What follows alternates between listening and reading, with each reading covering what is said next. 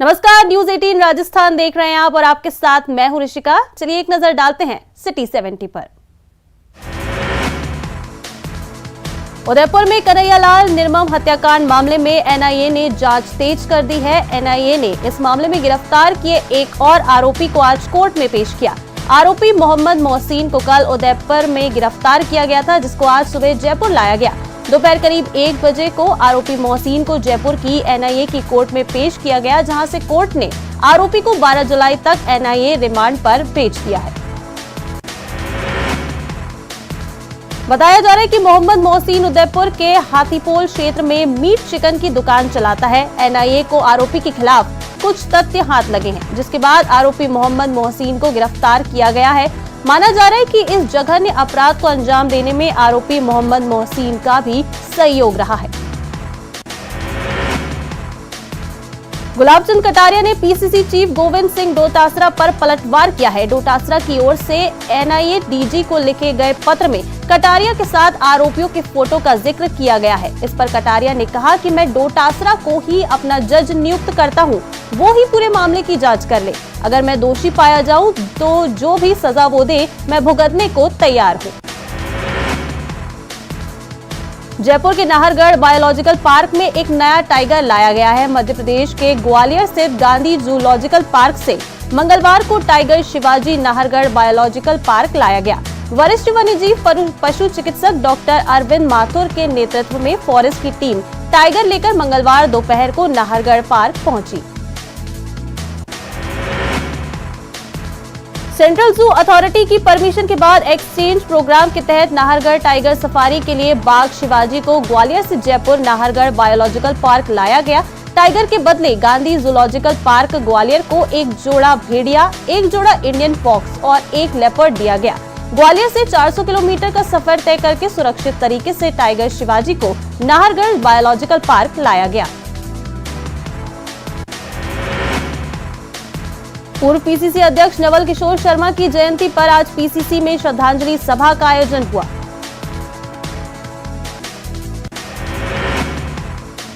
PCC में आज जन सुनवाई हुई। सहकारिता मंत्री उदयलाल आंजना और परिवहन मंत्री ब्रजेंद्र ओला ने जन सुनवाई की। आज की जन सुनवाई में सबसे ज्यादा अतिक्रमण और तबादलों से जुड़े मामले लेकर लोग पहुंचे थे। राष्ट्रपति पद की उम्मीदवार द्रौपदी मुर्मू 12 जुलाई को राजस्थान दौरे पर आएंगी। बीजेपी ने अपने सभी सांसदों और विधायकों को जयपुर पहुंचने के निर्देश दिए हैं। नेता प्रतिपक्ष गुलाबचंद कटारिया ने सभी विधायकों को और सांसदों को 12 जुलाई को जयपुर आने के लिए कहा है। उदयपुर में आज कर्फ्यू में 14 घंटे की ढील दी गई है। लगातार कर्फ्यू में ढील का दायरा बढ़ाया जा रहा है, जिससे लोगों को राहत मिल रही है। शहर के अधिकांश हिस्सों में स्थिति अब सामान्य नजर आने लगी है, लेकिन अभी भी मालदा स्ट्रीट स्थित घटनास्थल और उसके आसपास में तनाव बरकरार है। उदयपुर जिले के गोगुंदा थाना पुलिस ने बड़ी कार्रवाई को अंजाम देते हुए पत्नी की लाठी से पीट कर हत्या करने वाले आरोपी पति को दादिया के जंगलों से गिरफ्तार किया। थाना अधिकारी दलपत सिंह ने बताया कि रविवार को दादिया ग्राम पंचायत के कोलियावरी हफला में शनिवार देर रात आरोपी छोगाराम ने उसकी पत्नी गंगली बाई शराब के नशे में झगड़ते खेतों की ओर चले गए, जहां छोगाराम ने अपनी पत्नी पर लठ और पत्थरों से हमला कर दिया और उसकी पीट कर हत्या कर दी और शव को घसीटते हुए लाकर घर में रखकर सो गया। जब सुबह उसे पता चला कि उसकी पत्नी मर गई है तो वो मौके से फरार हो गया। श्रीगंगानगर के केसरी सिंहपुर में युवक की संदिग्ध आत्महत्या मामले में मृतक के परिजनों और ससुराल पक्ष के बीच सहमति और राजीनामा होने के बाद अस्पताल से धरना उठा लिया गया और परिजन शव को लेकर चले गए। परिजनों के युवक शव को अराईवाली हनुमानगढ़ ले जाने के लिए रवाना होने के बाद पुलिस प्रशासन ने भी राहत की सांस ली। केसरी सिंहपुर थाना अधिकारी गोपाल सिंह नाथावत ने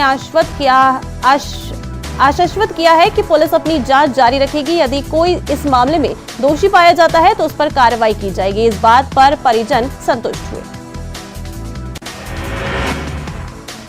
खबर श्रीगंगानगर से है, जहां सूरतगढ़ में बीते कई दिनों से रात को हो रही बिजली कटौती से लोगों का आज आक्रोश फूट पड़ा, जिसके चलते बड़ी संख्या में महिलाओं और पुरुषों ने डिस्कॉम परिसर स्थित एक्सीएन कार्यालय के आगे धरना लगा दिया। लोगों के मुताबिक सोमवार देर रात से कई वार्डों समेत आधे शहर में बिजली गुल है और भीषण गर्मी और उमस भरे माहौल से डिस्कॉम की लापरवाही लोगों पर भारी पड़ रही है, जिसके विरोध में उन्होंने सप्लाई सुचारू रखने की मांग को लेकर धरना प्रदर्शन किया। वहीं सूचना मिलने पर डिस्कॉम कार्यालय पहुंची पुलिस ने लोगों से समझाइश की। खबर श्रीगंगानगर से है, जहां एसीबी की टीम ने कार्रवाई करते हुए अनूपगढ़ रोडवेज बस स्टैंड पर अनूपगढ़ डिपो के यूडीसी भूपराज पारीक को 15,000 रुपए की रिश्वत लेते रंगे हाथों गिरफ्तार किया। आरोपी ने परिवादी कंडक्टर मोहनलाल से पुराने रिमार्क को और दुरुस्त करने और उसके खिलाफ 3 बिना टिकट यात्री मिलने के मामले में राहत देने की एवज में रिश्वत की मांग की थी। अजमेर नगर निगम की टीम ने आज शहर में 2 जगहों पर सीज की कार्रवाई को अंजाम दिया है। पहली कार्रवाई आनंद सागर चौपाटी पर स्थित डबल 7 रेस्टोरेंट पर की गई, जिसका निर्माण अवैध रूप से किया गया था। इस संबंध में नगर निगम ने रेस्टोरेंट संचालकों को कई बार नोटिस भी जारी किए, लेकिन उन्होंने अपना निर्माण कार्य बंद नहीं किया। इस पर नगर निगम में रेस्टोरेंट को सीज कर दिया गया। वहीं दूसरी कार्रवाई पाल बिचला क्षेत्र में की गई, जहां अवैध रूप से निर्माणाधीन स्पोर्ट्स अकेडमी चल रही थी। नगर निगम की तरफ से स्पोर्ट्स अकेडमी संचालकों को भी नोटिस जारी किया था, लेकिन उन्होंने नोटिस की अवहेलना करते हुए निर्माण कार्य जारी रखा, जिस पर नगर निगम की टीम ने खिलाफ कार्रवाई करते हुए सीज की कार्रवाई को अंजाम दिया है।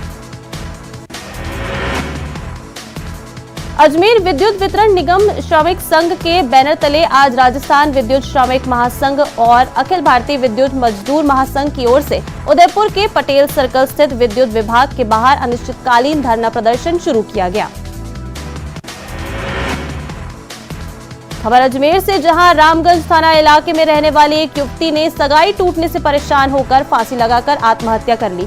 सूचना मिलते ही मौके पर पहुंची पुलिस और मृतका के शव को उतारकर पोस्टमार्टम के लिए अस्पताल की मोर्चरी में रखवाया। वहीं मौके से पुलिस ने सुसाइड नोट भी जब्त किया है।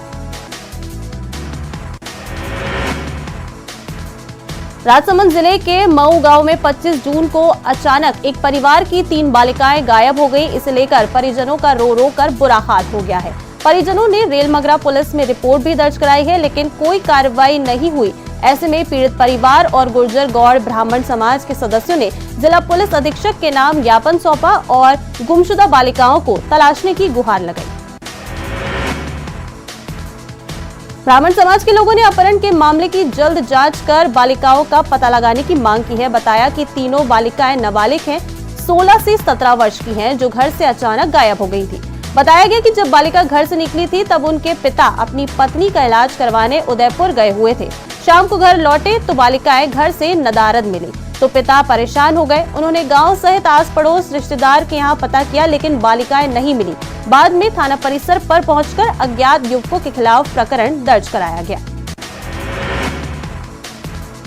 राजसमंद जिले का भीम कस्बा 6 दिन बाद आज खुल गया। उदयपुर में हुए कन्हैयालाल हत्याकांड के बाद हुए उपद्रव के कारण 7वें दिन बाजार खुलने के बाद भी लोगों की आवाजाही कम ही नजर आई। वहीं सुरक्षा के लिहाज से बाजारों में भारी पुलिस बल तैनात रहा।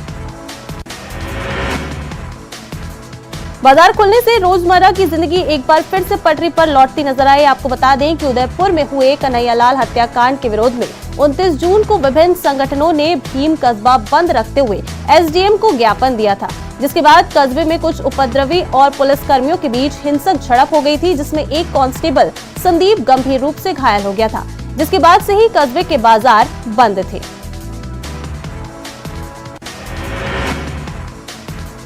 राजसमंद सांसद दिया कुमारी अपने संसदीय क्षेत्र के दौरे पर हैं। सांसद दिया कुमारी ने यहां नाथद्वारा कस्बे में महावीर इंटरनेशनल के 47वें स्थापना दिवस समारोह में शिरकत की और पौधारोपण किया।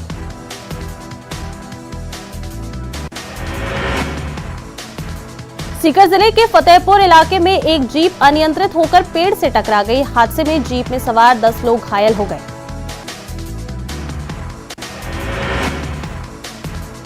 सीकर को प्लास्टिक मुक्त करने के लिए प्रशासन ने आज कार्रवाई करना शुरू कर दिया है। नगर परिषद की ओर से आज जाट बाजार दीवान मार्केट में दुकानों पर कार्रवाई की गई। इस दौरान अधिकारियों ने दुकान से प्लास्टिक जब्त किया। कोटा में अज्ञात वाहन की चपेट में आने से बाइक सवार रिटायर्ड एएसआई की मौत हो गई।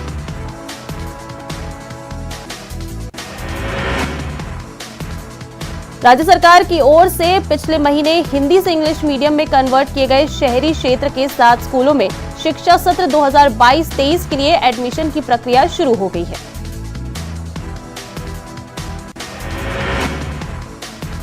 सरकारी इंग्लिश मीडियम स्कूलों में आवेदन के लिए अभिभावकों में खासा उत्साह दिखाई दे रहा है। प्रत्येक स्कूल में औसतन 100 से 150 अभिभावक आवेदन करने पहुंच रहे हैं।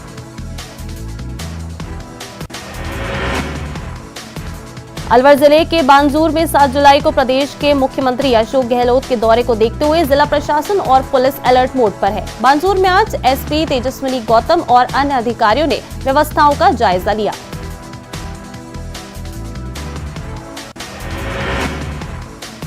खबर डूंगरपुर से, जहां प्रधानमंत्री आवास योजना में फर्जीवाड़े और भ्रष्टाचार का खेल थमने का नाम नहीं ले रहा है। दरअसल जिले की झोथरी पंचायत समिति की ग्राम पंचायत पाडली गुजरेश्वर में अब पीएम आवास योजना में फर्जीवाड़े का मामला सामने आया है।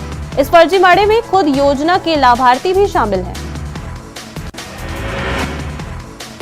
बताया गया है कि पाटली गुजरेश्वर पंचायत में प्रधानमंत्री आवास योजना में कई आवासों के कार्य सालों से अधूरे पड़े हैं और शुरू भी नहीं हुए हैं, लेकिन अन्य लोगों के पूरे हुए आवासों की फोटो अपलोड कर आवासों की किस्तें ग्राम पंचायत के सरपंच और ग्राम विकास अधिकारी की मिलीभगत से उठा ली गई है। भरतपुर शहर के मथुरा गेट थाना इलाके की कृष्णा नगर कॉलोनी में आधी रात को मंडी सचिव के साथ कुछ बदमाशों ने लूट की वारदात को अंजाम दिया, जिसके बाद पुलिस ने चारों तरफ नाकाबंदी कराई। नाकाबंदी के दौरान सेवर थाना क्षेत्र में बदमाशों को लूटी हुई कार के साथ पुलिस ने गिरफ्तार किया। एक आरोपी बाइक को लेकर मौके से फरार हो गया। गिरफ्तार किए गए बदमाशों से पुलिस ने एक कार, लूटे हुए पर्स और अन्य सामान को बरामद किया है। साथ ही आरोपियों से कड़ी पूछताछ की जा रही है। उक्त बदमाशों के खिलाफ राजस्थान के अलावा उत्तर प्रदेश सहित अन्य राज्यों में संगीन मामले दर्ज हैं। वहीं भरतपुर जिले के अलावा अलवर और दौसा में भी आरोपियों के खिलाफ मामले दर्ज हैं।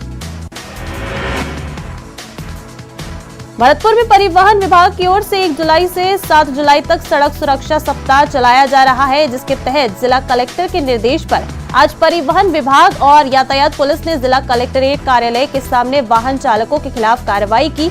बिना हेलमेट पहने दुपहिया वाहन चालक और बिना सीट बेल्ट लगाए चौपहिया वाहन चालकों के खिलाफ कार्रवाई की गई। ब्राउन शुगर और एमडीएमए की तस्करी के मामले में पिछले 6 माह से फरार चल रहे आरोपी फैजल उर्फ बब्बा खान मुसलमान को प्रतापगढ़ की छोटी सादड़ी थाना पुलिस ने अरनौद पुलिस की सहायता से गिरफ्तार किया है।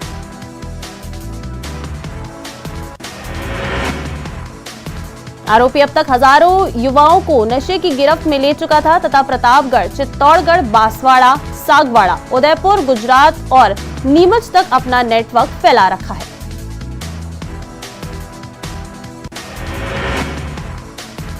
झालावाड़ जिले में आज सुबह से ही रुक रुक कर बारिश का सिलसिला जारी है। कभी तेज तो कभी हल्की बारिश का लगातार दौर चल रहा है, जिसके चलते कई गांवों और कस्बों में भी नदी नालों में पानी की खासी आवक देखी जा रही है।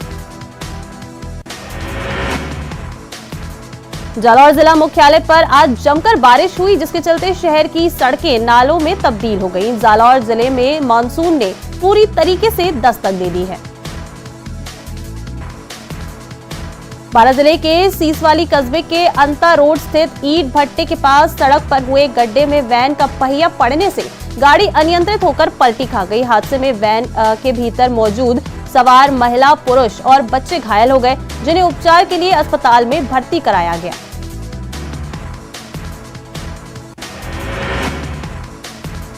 जैसलमेर के जवाहर चिकित्सालय में मरीजों को एक्सपायरी डेट हो चुकी दवाइयों का वितरण किया जा रहा है।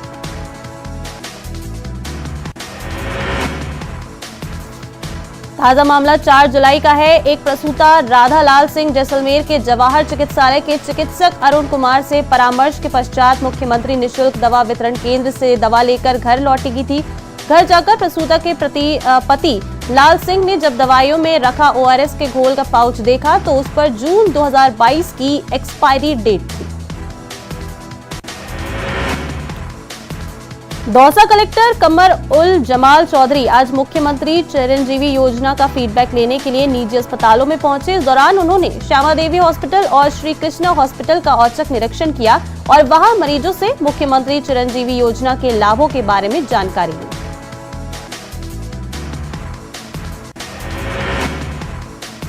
दौसा जिले के कुढ़ा कटला में सड़क निर्माण में घटिया सामग्री का उपयोग होने का आरोप लगाते हुए बीजेपी एसटी मोर्चा के जिलाध्यक्ष दौलत राम मीणा के नेतृत्व में ग्रामीणों ने प्रदर्शन किया। ग्रामीणों का आरोप है कि एक सप्ताह पूर्व गुड़ा कटला से गाडंडी तक मिसिंग लिंक योजना के तहत सड़क बनाई गई थी, लेकिन एक सप्ताह में भी ये सड़क टूटने लगी है। टोंक नगर परिषद कमिश्नर पूजा मीणा को निलंबित कर दिया है। यूडीएच डायरेक्टर और संयुक्त सचिव ने आदेश जारी कर विचाराधीन विभागीय जांच का हवाला देते हुए निलंबित के आदेश जारी कर दिए हैं। चुरू जिले की सरदार शहर तहसील के गांव सावर का 30 वर्षीय किसान प्रेम कुमार की खेत में बिजली का करंट लगने से मौत हो गई, जिसके बाद आक्रोशित ग्रामीणों ने बिजली विभाग के कर्मचारियों पर लापरवाही का आरोप लगाते हुए मेगा हाईवे को जाम कर दिया।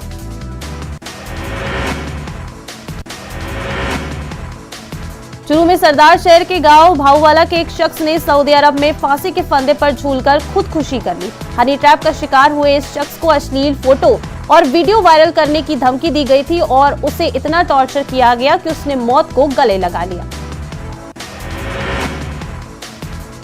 धौलपुर जिले के बाड़ी शहर की छतरिया कॉलोनी में एक नवविवाहिता का शव उसी के कमरे में संदिग्ध परिस्थितियों में पड़ा मिला है। घटना के बाद पूरी छतरिया कॉलोनी में सनसनी फैल गई है। ऐसे में घटना की सूचना पर पहुंची कोतवाली पुलिस ने शव को कब्जे में लिया और बाड़ी अस्पताल की मोर्चरी में रखवाया, जहां परिजनों की मौजूदगी में आज पोस्टमार्टम कराया गया।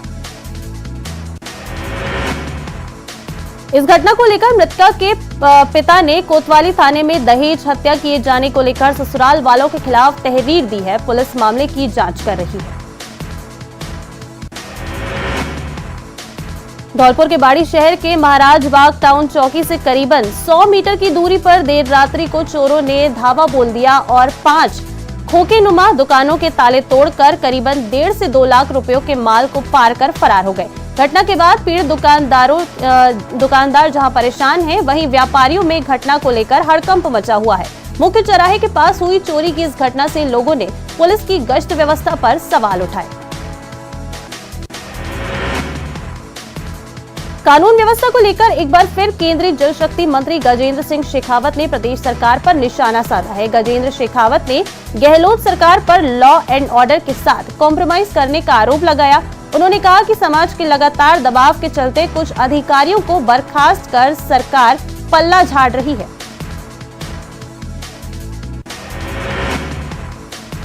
जोधपुर के लूणी क्षेत्र में अवैध कनेक्शनों के द्वारा वाटर सप्लाई को लेकर न्यूज 18 राजस्थान की ओर से लगातार खबरें प्रसारित की गई, जिसको लेकर विभाग भी मुस्तैद नजर आया। पानी चोरी करने वालों के खिलाफ पुलिस में अवैध कनेक्शन करने वालों के खिलाफ रिपोर्ट भी दी गई। लूणी क्षेत्र में अवैध जल कनेक्शन करने वालों के खिलाफ पीएचडी विभाग ने पुलिस में मुकदमे दर्ज करवाने के बाद अब कार्रवाई को आगे बढ़ाते हुए मामले में जांच शुरू कर दी है।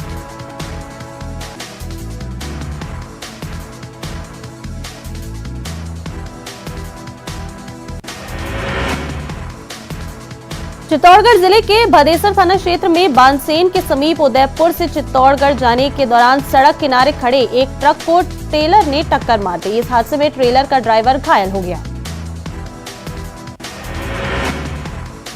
राजस्थान के उदयपुर में हुए कन्हैया लाल हत्याकांड मामले को लेकर आज सर्व समाज के आह्वान पर सवाई माधोपुर शहर पूरी तरह से बंद रहा। हिंदूवादी संगठनों सहित व्यापारिक एवं सामाजिक संगठनों और महिलाओं और संत समाज का भी बंद को भरपूर समर्थन मिला, जिसके चलते शहर के मुख्य बाजारों सहित गली मोहल्ले के प्रतिष्ठान भी पूरी तरह से बंद रहे।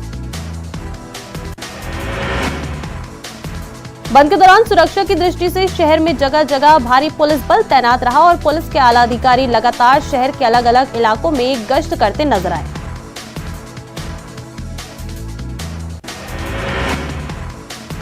बूंदी आए नवनियुक्त कलेक्टर डॉक्टर रविंद्र गोस्वामी ने निवर्तमान collector Renu Jaipal, SDM Kartar Singh, CEO जिला परिषद Muralidhar Patihar, ADM ceiling AU Khan की मौजूदगी में पदभार ग्रहण किया।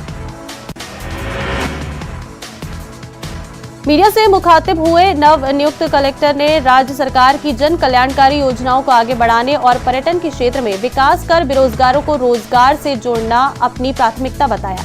इससे पूर्व सर्किट हाउस पहुंचे नव नियुक्त कलेक्टर डॉक्टर रविंद्र गोस्वामी की सीईओ, जिला परिषद, एडीएम और डीएसपी ने आगवानी कर उनका स्वागत किया। वहीं पुलिस जवानों ने गार्ड ऑफ ऑनर की सलामी दी।